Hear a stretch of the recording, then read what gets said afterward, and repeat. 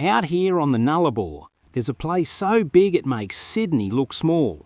1,000,000 hectares of salt bush and red dirt carved into a sheep station that feeds and clothes the world. But how on earth do you run a farm the size of a small country? Who was mad enough to stake the first pegs in this wild desert? And what keeps it alive through droughts, wild dogs and floods? Today we dive into Rawlinna Station, Australia's outback giant, where the sheep are counted in tens of thousands, the fences stretch beyond the horizon, and the stories are as rugged as the land itself. Rawlinna is a young station by Australian standards. The Nullarbor was long regarded as forbidding. 19th century explorer Edward John Eyre famously called it a blot on the face of nature. Aboriginal peoples, Merino, Nagalia, Wangai, had lived on this land for millennia, but organised grazing came only in the 20th century. In the 1950s, a South Australian pastoral family, B.H. Hugh MacLachlan and his son Hugh, toured the Nullarbor by train. They spotted this vast, empty lease and in the early 1960s placed the property's first survey peg. By 1962, they'd officially pegged out Rawlinna Station and begun development. Dad and son hammered in surveyors' pegs across the plain, then set to work building water bores, yards and huts. Within 5 years, a major complex, the depot outstation, was built in the middle of the property, 1967, to serve as a second base. This depot included a 16-stand shearing shed, plus living quarters, kitchen and mess, housing roughly 50 workers. Almost everything on Rawlinna, homestead, sheds, water tanks, was built from the local limestone. The MacLachlans poured huge investment and planning into Rawlinna. Over decades, the station grew into the impressive asset it is today.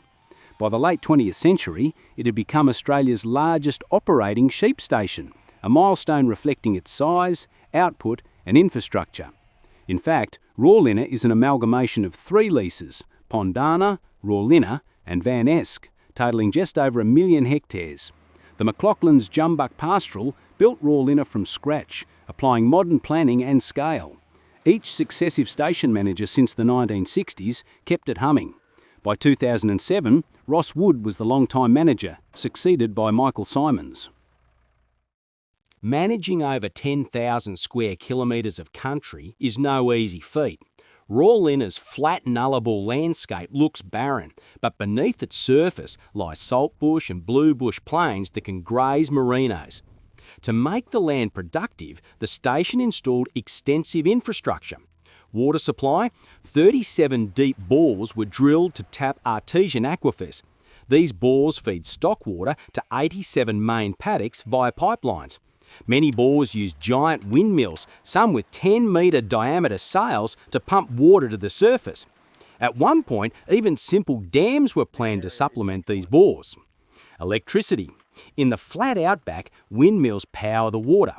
In one part of the station, a solar-powered electric fence helps secure a 900 square kilometre block. In short, Rawlinna harnesses wind and sun where needed to run pumps and fences. Fencing. Feral dogs and dingoes are a huge threat to sheep here. To stop them, Rawlinna erected a 3-metre high dog-proof fence around most of the property. This fence, with fine mesh and ground skirts, stretches roughly 370 kilometres. Adjacent to this, a separate 900 square kilometre block along the highway is protected by a 7-wire solar electric fence.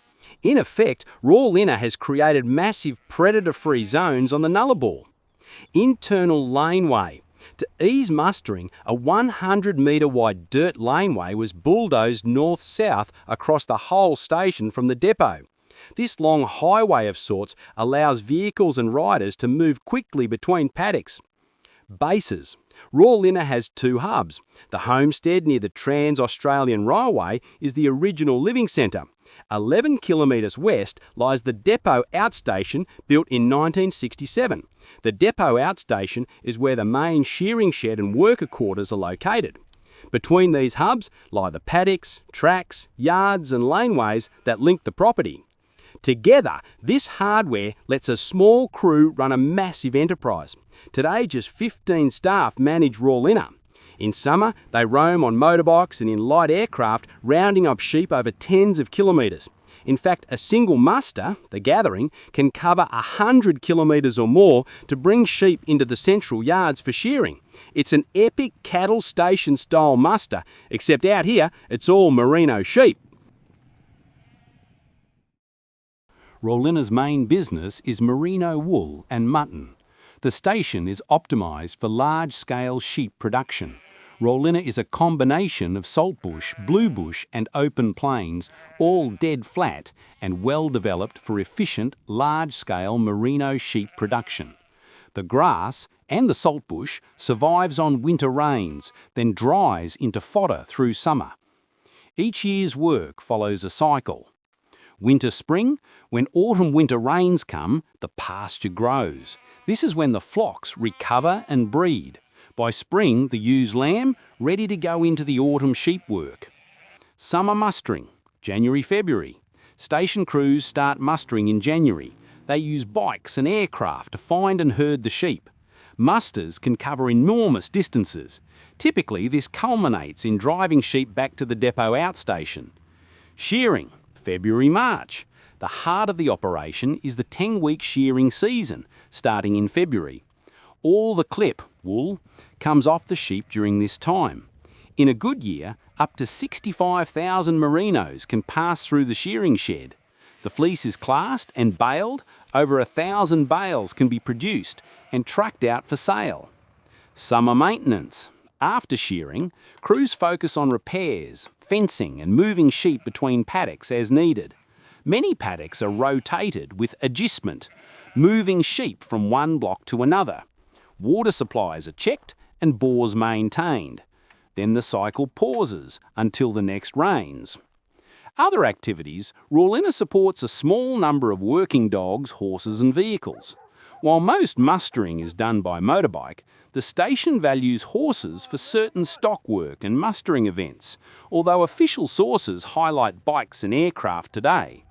Station horses and stock dogs would be used in traditional ways, and the outback lifestyle still revolves around them. For example, the annual Nullarbor muster, rodeos and gymkhanas feature horse events, even if day-to-day mustering uses vehicles. There are also unique cultural touches. Rawlinna's homestead sits right on the Trans-Australian Railway. Twice a week, the Indian Pacific passenger train from Perth to Sydney stops at Rawlinna. The station uses this to offer a special outback experience. Travellers can dine under the stars on the station yard during the night stop. In other words, Rawlinna doubles as a tiny outback foodie stop for railway tourists, giving folk a taste of life on a million-acre sheep run. Finally, each autumn, late April, Rawlinna hosts the Nullarbor muster. This is a big community rodeo and campout, attracting station hands and visitors. Events include bull riding, barrel racing, bronc rides and more, even skeet shooting and bush gymkhana competitions. It's a 3-day festival celebrating outback life, complete with campfires and damper. All this underlines the station's social role. Even in isolation, people make their own fun. Harsh climate and challenges. Running Rawlinna hasn't been without hardship.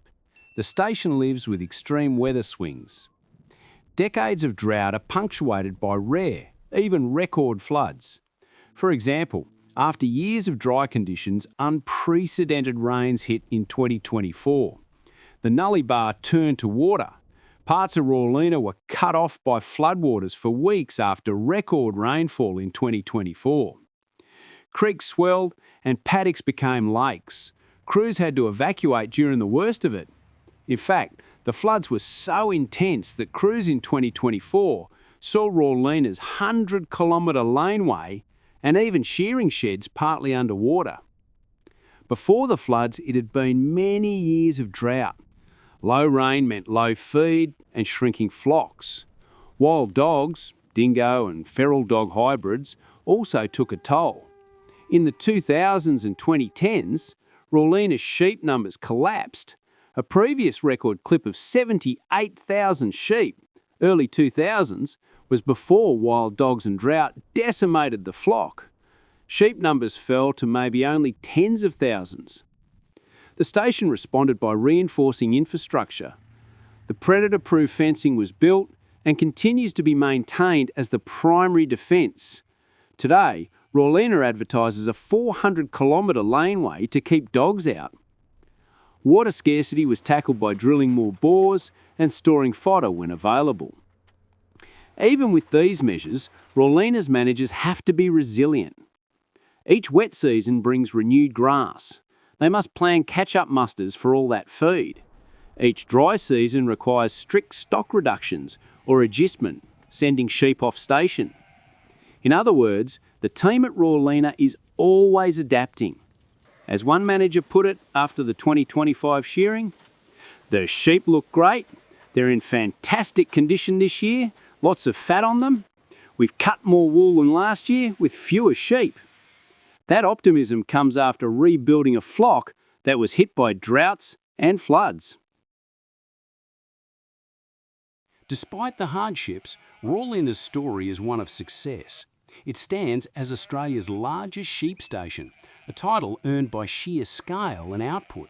The station regularly produces well over 1,000 wool bales per year.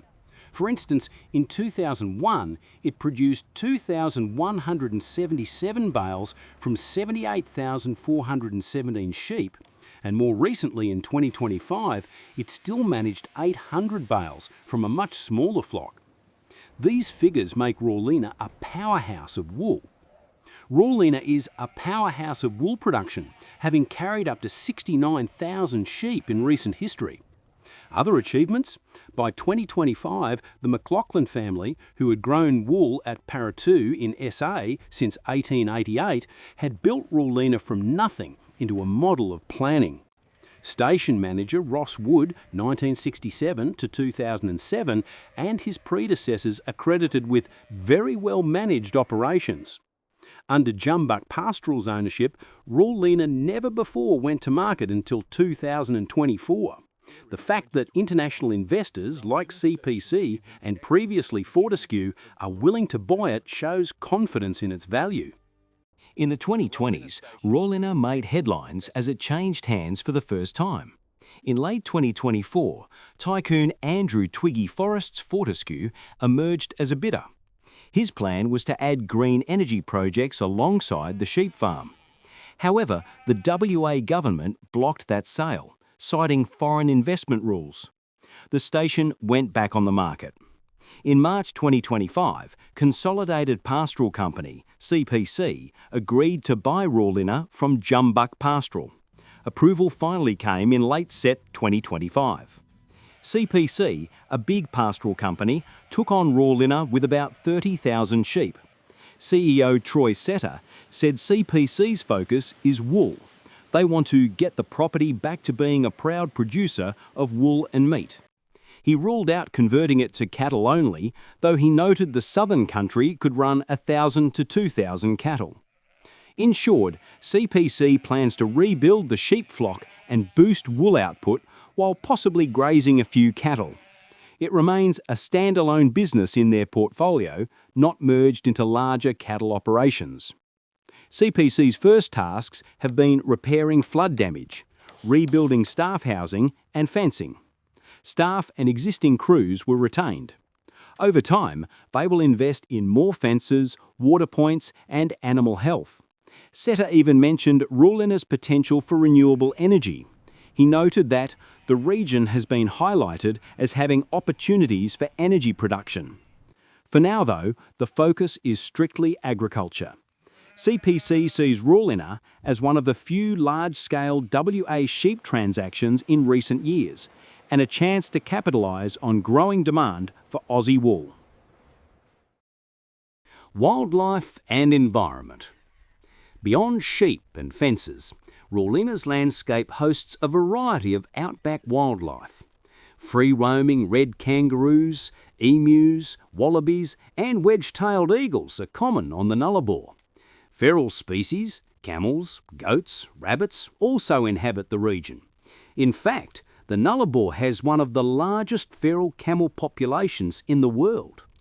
These animals often share the grazing country or occasionally compete for feed. The station's management must consider them. For instance, landholders in the region periodically control camels and foxes to protect water and sheep. The predator-proof fencing is aimed mostly at wild dogs, but it also screens out kangaroos and other wildlife from the inner grazing blocks. Interestingly, Rawlinna's water bores and dams also benefit wildlife. Migrating birds and desert dwellers come to the windmill troughs. There's no formal conservation program, but the station effectively preserves a large area of native Nullarbor habitat within its fences. On the clean energy front, while Rawlinna isn't running solar panels yet, the ideas floated around it hint at future possibilities.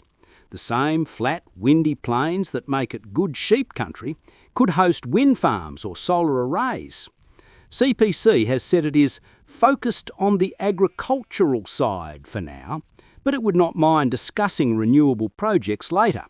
The Fortescue bid, though blocked, shows that the idea of a green hydrogen hub on Nullarbor land has been seriously floated. For now, though, the station runs on windmills, and any clean energy move is still on paper. Today, Rawlinna Station stands as a monument to outback agriculture. It spans more than 1 million hectares, runs roughly 60,000 Merinos, and employs modern pastoral tech to keep the wheels turning. It still offers passengers on the Indian Pacific the chance to eat tucker under a starry sky, a little cultural icon on the Nullarbor. And each April, the squatter community swarms for the Nullarbor muster, showing that this remote station is a vibrant place. As the sale to CPC settles, expected in late 2025, Rawlinna's future looks secure. The new owners have praised its management legacy and plan to build on the legacy of Jumbuck, not bulldoze it. They will likely rebuild the sheep numbers lost to drought and invest in infrastructure. In their words, Rawlinna will return to large-scale sheep and wool production. In short, Rawlinna Station has come a long way from that lonely survey peg in the 1960s. It has grown from nothing into Australia's largest sheep farm. It has faced down Nullarbor droughts, wild dogs and floods, each time strengthening its walls, literally with fences and bores. Today it remains a marvel of planning, an outback enterprise that runs like clockwork in one of the harshest places on earth.